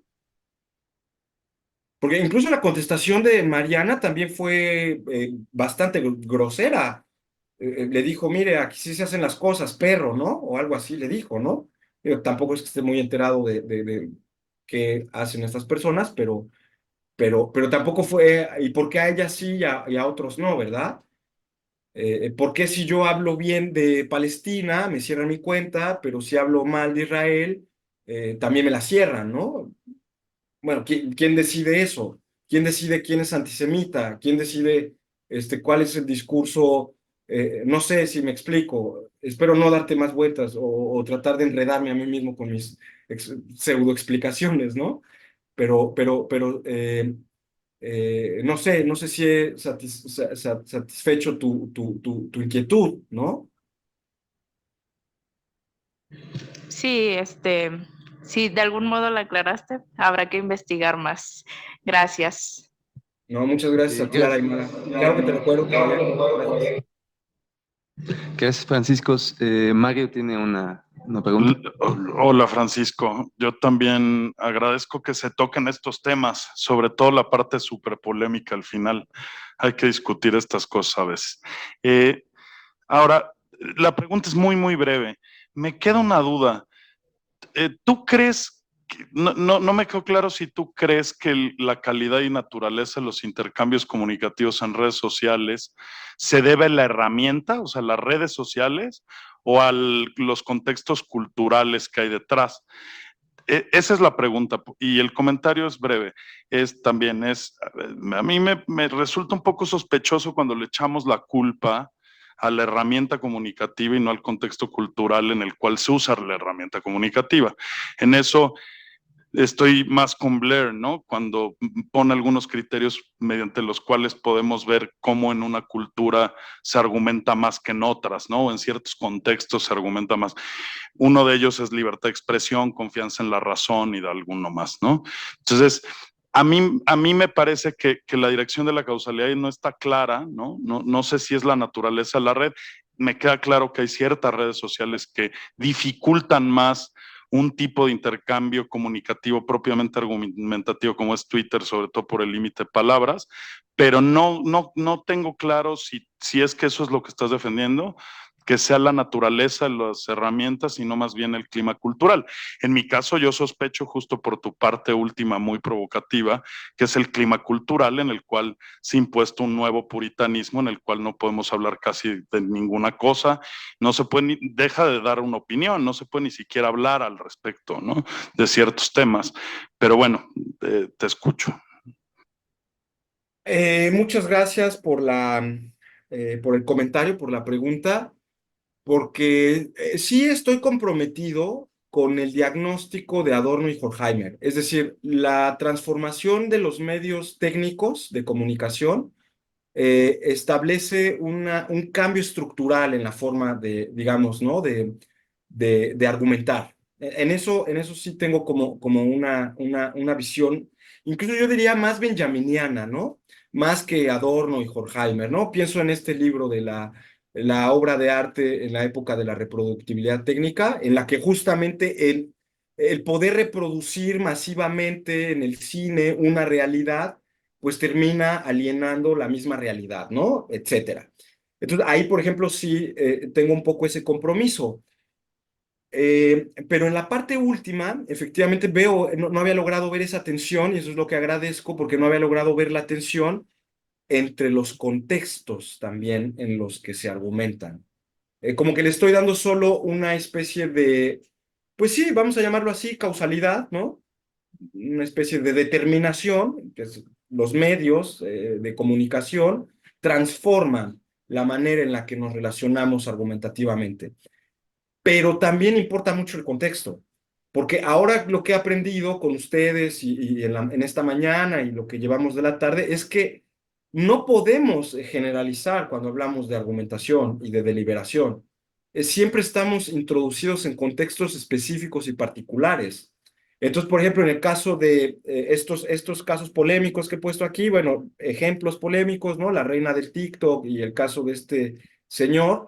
Bueno, pues sí, al final no solo es la técnica la que decide, ¿no? Sino que también decide un cierto entorno cultural en el que estamos aquí voy a utilizar un término de Thomas Szasz, este antipsiquiatra o psiquiatra muy famoso, ¿no? En el que dice, bueno, la comunicación directa, en los espacios de comunicación directa, se logran solamente en sociedades democráticas. Y entonces, donde no existen estos valores democráticos, entonces es muy probable que la comunicación entre las personas siempre sea de manera indirecta, ¿no? Entonces, en lugar de decir, bueno, yo no estoy de acuerdo con lo que dice Mario, le aviento una indirecta tipo México, lo digo Pedro para que lo escuche Juan, ¿no? Porque vivimos en un contexto muy poco democrático, en el que yo pueda contradecir a un doctor en filosofía, bueno, pues este piojo, ¿de dónde salió, verdad? Y eso es parte de la cultura, ¿no? Eso lo vivimos, ¿no? Bueno, al menos en mi contexto también lo vivimos, ¿no? Este, entonces, creo que no había logrado ver esa tensión. Eh, pero si me lo preguntas así de inmediato, yo tengo un compromiso con el instrumento, o sea, son los propios instrumentos de comunicación, incluso casi hasta apocalípticamente, yo le echaría la culpa a casi todos los males, ¿no? O sea, es que estos medios que están al servicio del entretenimiento y que están al servicio de macroentidades corporativas, el mercado o el Estado, pues en realidad no son un espacio público. Y si no tuviésemos esos medios técnicos, pues realmente no tendríamos esta cultura digital, ¿no? Etcétera. No sé si logré dar en algún punto de los que señalas, Mario. No, sí, sí, nada más ahí me queda la duda, pero bueno, lo discutimos después de por qué entonces le llamas ética de uso de las redes sociales y no más bien política, porque pues al final es un asunto estructural, ¿no? Como tú lo llamas, y no es un asunto de... Bueno, esa es una, y nada más por mor de la verdad y por lo que decía Karen hace rato y tal, Vicente Fox no le cerraron la cuenta, él la cerró, ¿eh? Pero bueno, ya, eso es otra historia. Bien, hay una pregunta más, solo les voy a pedir que traten de ser concisos para que podamos comer. Si nos das tu nombre, Hola, soy Elena. Eh, Según interpreté y espero no haberte malinterpretado, pareces no estar de acuerdo con la cancelación, con la FONA y todo esto. Yo te diría que yo no lo descartaría en su totalidad porque finalmente cuando se cancela una persona, lo que hay de fondo es un juicio moral. Entonces, me parece que cuando se cancela una persona es porque esta persona está teniendo actitudes o está actuando de tal manera que afecta a terceros o que da razones para que consideremos que tales acciones no son correctas. Entonces, me parece que de pronto decir es que no voy de acuerdo con la cancelación porque está señalando a una persona, creo que puede ser hasta cierto punto dejar pasar todas estas acciones, ¿no? Y como que tapar lo que se está haciendo. Entonces, tampoco me parece que tengamos que limitarnos a señalar a esa persona y retirarnos, sino que más bien, y aquí retomo un poco de una ponencia de Alejandro Mosqueda que daba en el Congreso de Guanajuato también sobre opresión y crítica formativa moral, yo diría que más bien en lugar de señalar y retirarnos, señalar con la intención de retroalimentar a esta persona y de tener como un cambio en estas conductas y decir el por qué creo que está actuando mal, pero no solamente como que sea la cancelación algo plenamente negativo, sino tratar de darle un giro. Eso sería todo. Sí, no me malinterpretaste, efectivamente, lo veo como un riesgo, no la cancelación como tal, pero lo que sí veo como un riesgo, vuelvo un poco a lo mismo, pero creo que tiene que ver con lo de Mario y me hace falta clarificarlo. O sea, ¿quién decide la moralidad de nuestro discurso? ¿No? bajo qué, digamos, voy a usar una cosa que a veces ejemplifico, yo ya soy el esclavo liberado de la caverna, ya salí, ya vi el bien, y entonces ahora yo voy a regresar a la caverna y les voy a decir a ustedes, toda bola de esclavos, lo que es bueno, ¿no? Es decir, como si yo tuviera un acceso privilegiado a la verdad ética o a la moral o así una pureza moral. Entonces, ¿por qué lo veo como un riesgo? Este caso de linchamiento masivo, podamos llamarle cancelación, cancelar a una persona, mm, porque no tiene cómo defenderse. O sea, bueno, ya este señor emitió su insulto a la señora Rodríguez, Cantú, pero no tiene cómo defenderse después de toda la bola de gente que le va a estar lloviendo ahí en su red social. O bueno, un día yo me hice un comentario contra el actual gobernante y nunca en mi vida había recibido tantos ataques en Twitter, ¿no? Hasta me sentí importante, ¿no? Yo dije, bueno, ya soy, porque, pero ¿quién decide lo que es bueno? Ya me querían correr, pues que me corran de todos lados, ¿no? Está mejor, ¿no? Alimentan mi misantropía. Pero, ¿cómo decidimos a quién cancelar o bajo la moral imperante? O sea, lo que me preocupa a mí es el uso del moralismo en ciertas tomas de decisiones, ¿no? Sobre todo, particularmente en el derecho criminal o en el derecho punitivo, no sé cómo se llama, derecho penal, porque lo que vemos es que muchos de los problemas sociales, este populismo punitivo, lo que pretende es solucionarlos con la razón última del encarcelamiento, el endurecimiento de penas. Bueno, ahí tenemos a Bukele, ¿no? Aquí me queda a 15 minutos de mi casa, ¿no? Está aquí en los países centroamericanos, ¿no? Bueno, pues ¿quién decide? O sea, ya el malandro es el que anda tatuado de la cara y el que entonces, ese ya no tiene derecho a nada, porque ese es un malandro y entonces ese cuate pues ya arruinó toda la convivencia social y entonces pues véanlo, ¿no? Y exhíbanlo y pónganlo ahí en la picota y después métanlo a la cárcel como si fuera un animal, ¿no? Y quitándoles toda su dignidad humana. Entonces sabemos la barbarie que ha hecho este señor allá en su país, ¿no? Bukele. Entonces veo ese riesgo. Ahora, lo que sí rescato es que efectivamente tenemos que señalar en qué no está, pero eso nos compromete a nosotros, ¿no? O sea, bueno, este señor está hablando con un discurso de odio, ¿no? Entonces, ese discurso de odio, bueno, se quiere expresar, pues que se exprese, pero se tiene que hacer cargo de él. Y hacerse cargo de él es, bueno, pues que aguante, que le va a llover hasta por debajo de la lengua, ¿no? O sea, ni modo, pues él se puso para la foto. Se tiene que hacer cargo, ¿no? Pero no quitarle la posibilidad a alguien de defenderse.